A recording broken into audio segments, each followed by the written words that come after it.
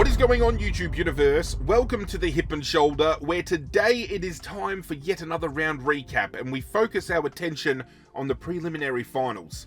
They're done and dusted, they've been archived, and we've had a few days to sit back and kind of reflect. And if you ask me, the hype kind of died a little bit. I was expecting a little bit better from the games that we were delivered. I don't know about you, maybe I'm being a little bit too harsh. But ladies and gentlemen, it is time to recap another round. Both of the prelims were played out of the home of football, the MCG. The first game was on Friday night and saw Geelong going head-to-head against Hawthorn in a mouth-watering matchup that saw 99,567 fans in attendance.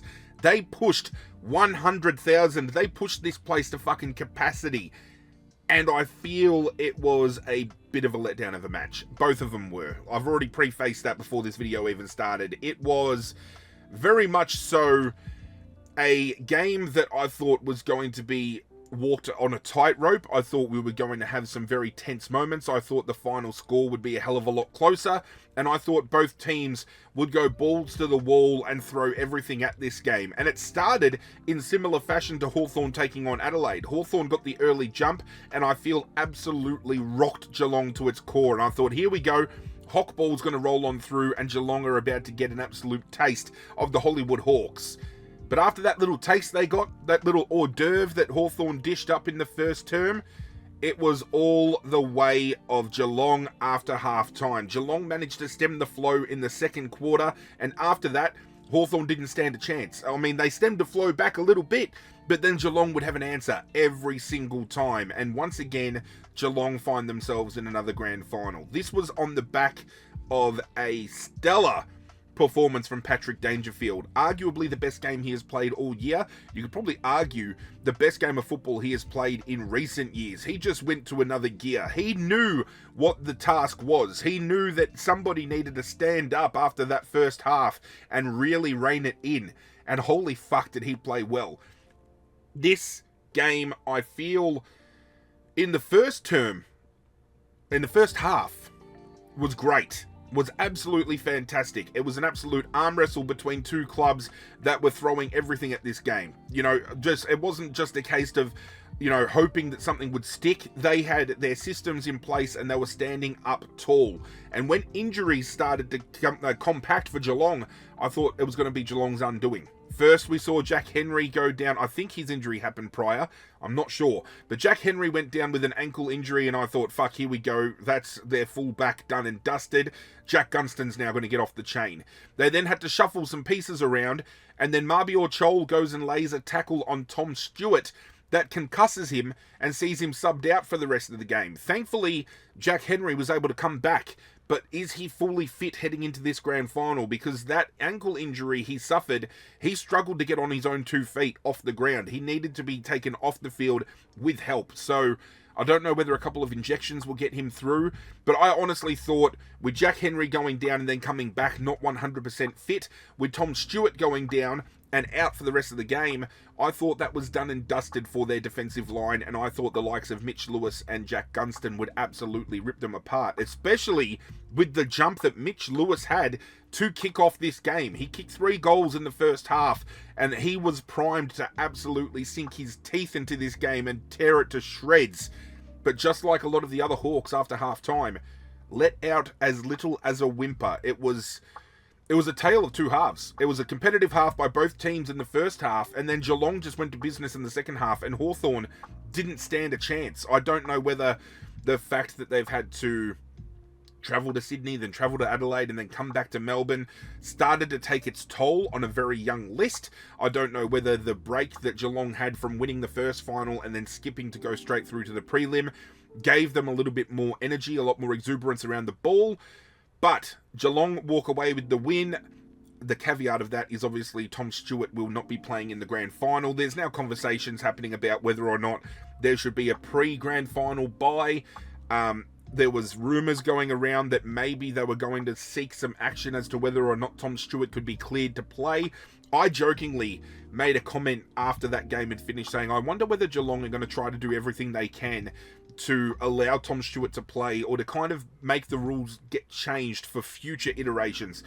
Fact of the matter is, unfortunately, injuries like this do happen. And we saw Max Holmes miss out on a Geelong grand final only a few years back after doing his hamstring. I think it was in the prelim the week before. We've seen many other champion footballers miss out on the big dance for a number of reasons. I don't think it calls for a break.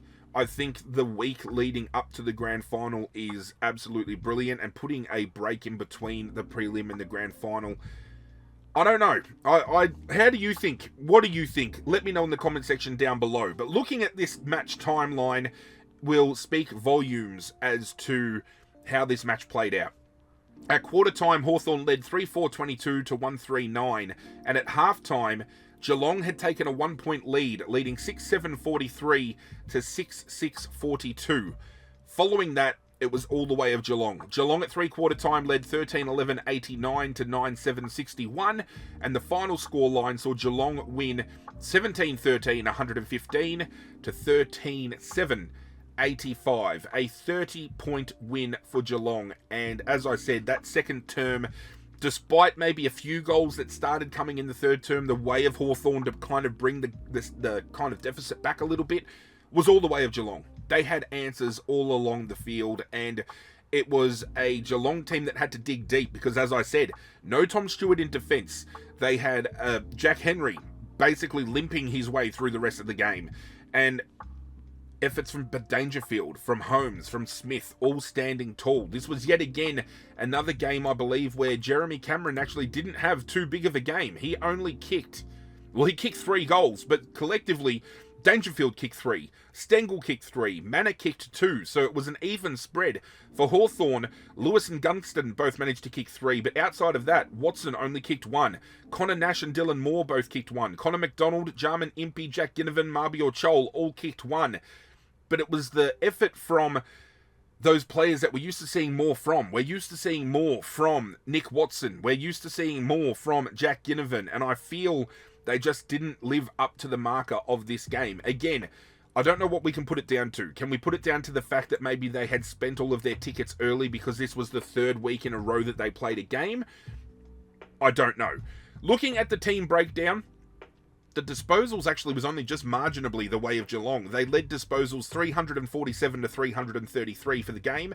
Where they did the most damage is they had 26 more inside 50s, but they actually ran at less percentage than Hawthorn inside 50. So, huge. Hawthorn dominated the hitouts, as you would expect. Lloyd Meek getting on the end of a lot of those hitouts, 52 to 39.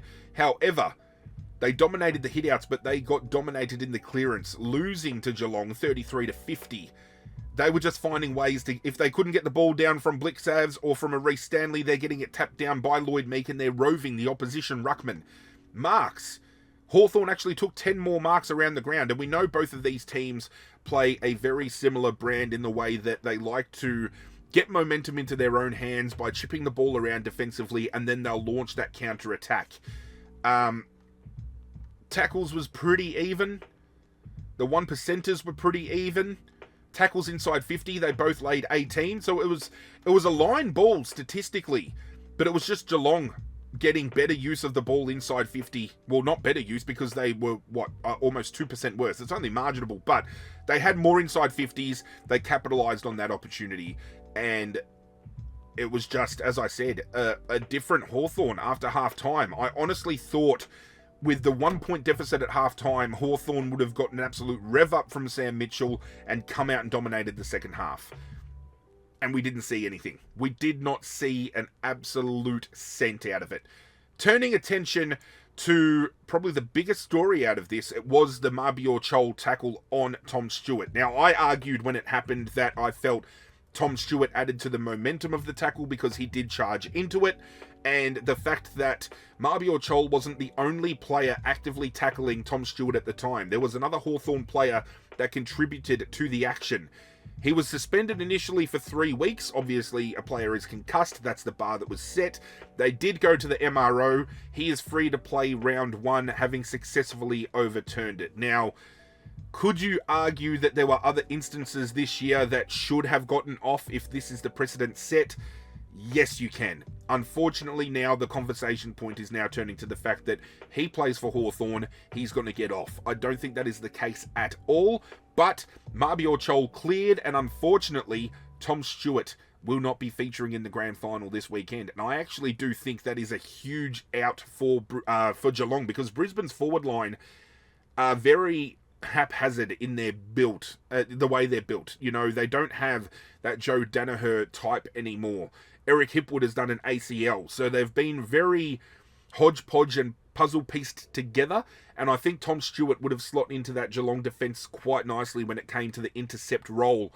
With him out, there might have to be a lot more accountability around the ground for that Geelong defensive unit. We don't have that Tom Stewart to fly through as a second man up, so it's going to be a very interesting watch, especially on the back of Lachie Neale apparently being able to get up and over his calf injury and being available for selection for the grand final as well. So keep a close eye on that.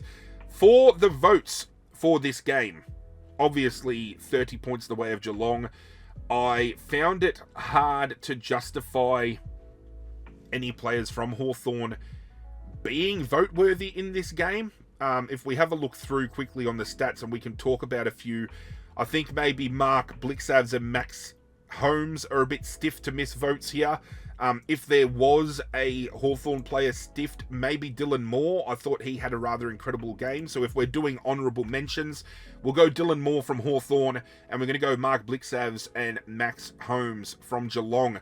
But the one vote I'm giving to a very underrated player, and could be a sneaky chance for the Norm Smith, Tom Atkins. He had 25 disposals, 12 kicks and 13 handballs, 1 mark, 11 tackles, 7 clearances, 276 metres gained, and 6 score involvements. The 2 vote I landed on Bailey Smith. He had 36 disposals, 21 kicks and 15 handballs, 5 marks, 6 tackles, 6 clearances, 678 metres gained, 1 goal, and 6 score involvements.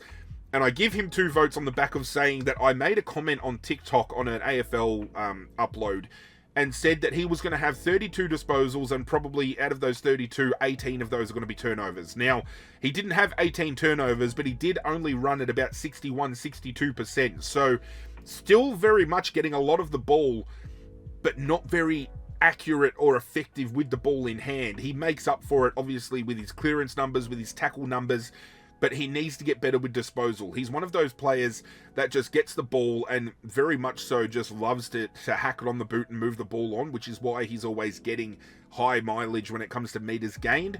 But he still played a very good game. Very hard to look past him. Best on ground, we've already mentioned a couple of times, Patrick Dangerfield just went to a new gear in this game. 31 disposals, 14 kicks and 17 handballs, 5 marks, 2 tackles, 8 clearances, 564 metres gained, 3 goals, and 13 score involvements. He was as prolific as he has ever been in a final. Could he be the one to drag Geelong over the line in this upcoming game? I don't know, but at any rate, Hawthorn managing to get to the prelim after being touted at the start of the year as premiership favourites. I feel, given the run they had during the year this year, maybe a little bit lucky to make the top 8 and finish in 8th spot, especially with the Bulldogs fumbling a few close games, but still managing to get to a prelim with a very young list should be commendable, and the fact that they did so, I think, is going to hold them in good stead moving forward. But the first game sees Geelong move on to the grand final, and it is now time to move on to the second final of the weekend, again at the MCG, which was played out on Saturday between Collingwood and Brisbane in front of 96,023 fans. It is absolutely insane to think that over the course of that weekend, almost 200,000 spectators were able to watch these games live at the ground. Absolutely huge for football. And Collingwood and Brisbane have been at least a modern day rivalry, I feel, when it comes to, you know, top 8 battles and top 4 battles and pushing for grand finals. I think these two going head to head, again, promised a very great matchup. And again, one that I felt just under-delivered severely, especially by Collingwood. It was rough. It was really rough. I mean, I commend Collingwood at halftime to come back from the deficit at quarter time. But again, this is another example of a different team in 2 different halves. It was Collingwood coming back at half-time that gave hope to the Collingwood faithful, and it was all Brisbane after that first half break. In the second half, it was just all the way of the Lions. Match timeline. At quarter time, Brisbane led 4-3-27 to 1-1-7. They got out of the gates big time. At half-time, Collingwood managed to stem the flow, hitting back in front, 7-1-43 to 4-6-30. And then after that, as I said, the landslide just began to open up for Brisbane. It was 11-9-75, leading 9-4-58, and then 15-10-100, defeating 11-5-71. 29 points the way of Brisbane. It was just, again, a very hard game to watch. It was tense. There was a lot of back and forth and up in your face moments. I mean, the first goal was kicked by Mason Cox, gets in the face of Dane Zorko. Dane Zorko grabs the glasses. Now, that is another talking point, because I think the way that Dane Zorko has kind of spoken about the incident means that he doesn't really give a fuck, right? He's come out and said, if someone came at you in the street, what would you do? It's not in the street, and I don't think if somebody came at you, you'd go for their eyes. I don't fucking know, but some people are suggesting he should have gotten a much heftier fine. Some suggesting he should have been suspended. Don't know if it's worthy of a suspension. I don't think it's worth missing a grand final over, but a very healthy fine would have justified the means, I feel, considering it's not the first time Mason Cox has had the goggles attacked. Looking at the team stats, this is more comprehensively one-sided comparatively to Geelong and Hawthorn. Brisbane won the disposal count 381 to 312. Huge. They had only, however, with that dominance, they only had 5 more inside 50s for the game. So Collingwood probably ruining their chances, and especially with an efficiency inside 50 of 37.3%. The stoppages, Collingwood won the hitouts by 1. Brisbane won the clearance by 9. It was the marking game around the ground that absolutely destroyed Collingwood. We know Collingwood, just like Geelong and Hawthorn, are very much a team that love to intercept the ball and get the game on their own terms. However, Brisbane, clearing them 113 marks to 77, just dictated that Brisbane had the game on their terms. They're not scared to have the ball centre of the field and kick it backwards 50 metres if it means they can get a slingshot play on the other side of the ground. This is a team that has really built a true defensive slingshot, for lack of a better word again, through the likes of Dane Zorko off of halfback. Having Harris Andrews as a pivot point at fullback. The full forward might move up a little bit. Harris Andrews will stay back behind the play to be that guy that you can kind of get that linking ball to. And then it's just the run and carry after that. If you can get it to a midfielder in the middle, they'll happily handball it off to a running player, and we know how agile and quick those forwards are for Brisbane, because they're not the tall, lumbering types, because they don't have those tall, lumbering players. They don't have Joe Danaher playing anymore. They don't have Eric Hipwood in this current team because of that ACL. But they've got quick, fleeted of foot players like Zach Bailey, Kai Lohman, Cam Rayner, Charlie Cameron even. These players just quick to get onto the pounce. Very impressive. Absolutely impressive. For the totality of this game, Collingwood only led for 21 minutes and 54 seconds. Brisbane led for 103 minutes of the game, just to dictate how dominant Brisbane was from the get-go. Collingwood only got a taste of it leading up until half-time, and then after that, as I said, all the way of Brisbane. I want to mention an injury here. Now, one of my best mates, my best mate, is a avid Collingwood supporter, and we were having a discussion about team selection for Collingwood and how they should have gone about it, because Brody Myercheck, coming into this game with an injury cloud, I feel shouldn't have played, especially if you've got Dan McStay, who's been omitted and can play this game. Bobby Hill was available for selection, did not get selected. Now, the conversation around him not being selected this week became, would Collingwood, if they lost, rue not selecting Bobby Hill? But then conversation points could have extended further with, if they had won, how could they justify not selecting him for a prelim but then bringing him into the grand final? I don't know where we sit with that. But you've got Dan McStay on the out. Could have been in. Will Hoskin-Elliott, for as far as I know if he's injured or not, but if he was available, should have been playing. Oleg Markov, available, should have been playing. We have now seen, though, Oleg Markov has actually been one of 4 Collingwood Magpies delisted, which I think is huge, because I think Oleg Markov has been great for Collingwood. I'm just as equally shocked as him being delisted by Collingwood as I was to see him delisted from the Gold Coast, because I thought the year he got delisted at the Gold Coast, he was one of Gold Coast's more, complete and consistent players. So, question marks all around. Will Oleg find himself a 4th club? I don't know. Then you've got the selection of Scott Pendlebury. He was subbed out of the game within the first 10 minutes with a calf injury. They showed the footage on the screen. It was just him simply walking behind play. The calf gets injured. I swear to it, the way he injured that calf just by walking, he 100% came into this prelim with a calf injury cloud over him. He came in with a strained calf, was hoping to get through the game, and didn't do so. This would have been the perfect opportunity to have Bobby Hill sitting there as the sub. Scott Pendlebury gets subbed out of the game. Bobby Hill comes in, live wire, X Factor, could have been a match winner. He's won a Norm Smith, for fuck's sake. He's proven that he can get the job done. So Scott Pendlebury done with a calf. Collingwood are done for the season.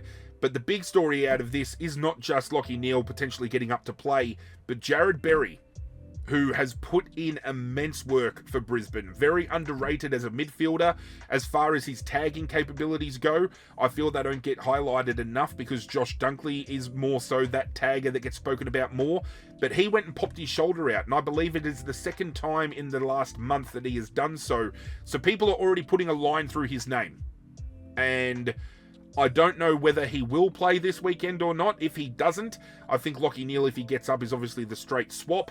But with Scott Pendlebury doing that calf like he did, would Brisbane risk that kind of that moment happening to them? I feel Geelong would be licking their lips if Lachie Neale was named, because they know if they can put a tag down on him with an injury, could really shut him out of the game completely. So it's going to be an interesting watch.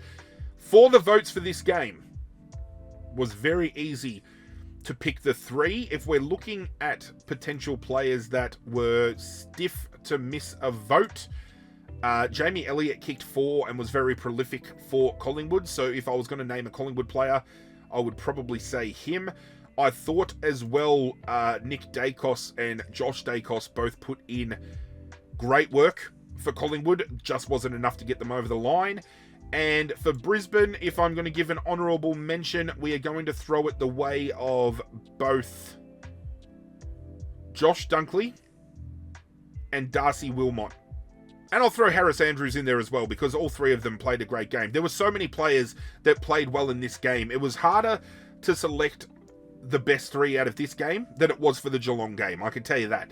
But for this game, for the 1 vote, I gave it to Will Ashcroft. He had 20 disposals, 11 kicks and 9 handballs, 6 marks, 6 tackles, 5 clearances, 344 metres gained, 2 goals and 9 score involvements. The 2 vote I gave to Hugh McCluggage. 37 disposals, 20 kicks and 17 handballs, 8 marks, 2 tackles, 10 clearances, 451 metres gained, 1 goal and 6 score involvements. And best on ground for me was halfback Dane Zorko. 28 disposals, 22 kicks and 6 handballs, 7 marks, 8 tackles, 1 clearance, 718 metres gained, 1 goal and 6 score involvements. This creates a very interesting matchup for this grand final, because we only need to turn attention back to week 1 of the final series, in which we saw Geelong absolutely get on top of Brisbane, and there were a number of reasons as to why they did so. The shutdown of Hugh McCluggage and the hard tag on him was able to really force him out of the game. I feel they're going to do so quite easily again, and this was, I feel, the deciding factor as to why Brisbane was so prolific against Collingwood, because Collingwood went into this game, and also the week before, going into the game against Brisbane, 2 teams running back-to-back that didn't pay any mind into really tagging Hugh McCluggage out of the game or putting any mind into any other players, and Brisbane were able to find ascendancy in both of those games. This game is going to be incredibly interesting around the ground because there's still lockdown players for Geelong positioned everywhere. You've got a Connor O'Sullivan, you've got an O'Sheen Mullen, you've got a Tom Atkins. On the same token, Brisbane has Josh Dunkley. If Jared Berry does get up, he is still able to be used in that realm. So which team is going to tag who? It's going to be very interesting to see who they pay mind to. I think losing players, Brisbane losing Jared Berry is equally as big as Tom Stewart being lost for Geelong because they both play pivotal roles to the team's success and the way they operate. But we get Geelong versus Brisbane. We get a team in Geelong that has always been there and abouts in recent history. We've got Brisbane potentially looking to go back-to-back. And if they do, with the acquisitions they are going to be picking up in the off-season this year, they could set up a three-peat. A legitimate three-peat. And just stamp themselves back in once more as a modern-day monster. It's going to be a very interesting watch. With the votes tallied up, now I was thinking about ending the votes this week, but that would be a little bit redundant because the AFL, I believe, still count the grand final in their vote calculation for the Gary Ayres medal. So I'm going to very much do the same. We're keeping this alive and I will be voting a 3-2-1 for the grand final this coming weekend to determine my final MVP. But currently, this is our top three. In third place on 4 votes, we have Brisbane's Will Ashcroft. In second place, on 5 votes, we have Brisbane's Dane Zorko. And in first place, on 6 votes, after back-to-back weeks of being best on ground, heading into the prelim, we have Hawthorn's Jai Newcomb. There is but one thing left for us to do before we finish this video and the round is officially recapped, and that is to announce my preliminary final team of the week. This was pretty easy to determine as well. When you look at the individual positions and the players that I've selected, very hard to argue against the players that are on the ground. Players that are in the interchange, the sub, everything. I think I have nailed the team selection this week, at least from my own personal level. And again, it is completely objective because it's my opinion. So if you agree, if you disagree, let's talk about it in the comments down below. But without further ado, here is my team of the week for the prelim finals. In the back line, I have Darcy Gardner and Zach Guthrie in the back pockets and Harris Andrews at full back, with Dane Zorko and Josh Dacos on the half-back flanks and James Sicily at centre half-back. Across the centre, I have Hugh McCluggage and Darcy Wilmot on the wings, with Tom Atkins in the centre. Up forward, I have Jamie Elliott and Tyson Stengel in the forward pockets and Jack Gunston at full forward, with Patrick Dangerfield and Sean Manor on the half-forward flanks and Mitch Lewis at centre half forward. In the ruck, I have Mark Blixavs, Bailey Smith in ruck rover, and Nick Dacos in rover. On the interchange, I have Will Ashcroft, Jeremy Cameron, Brian Myers, and Zach Bailey. Ty Gallup is this week's sub, and the coach of the week is Chris Fagan.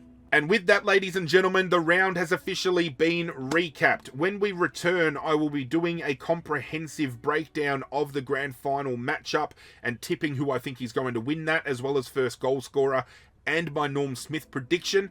Following that, there will be a grand final round recap where we determine my MVP for the final series and we talk about the grand final as a whole.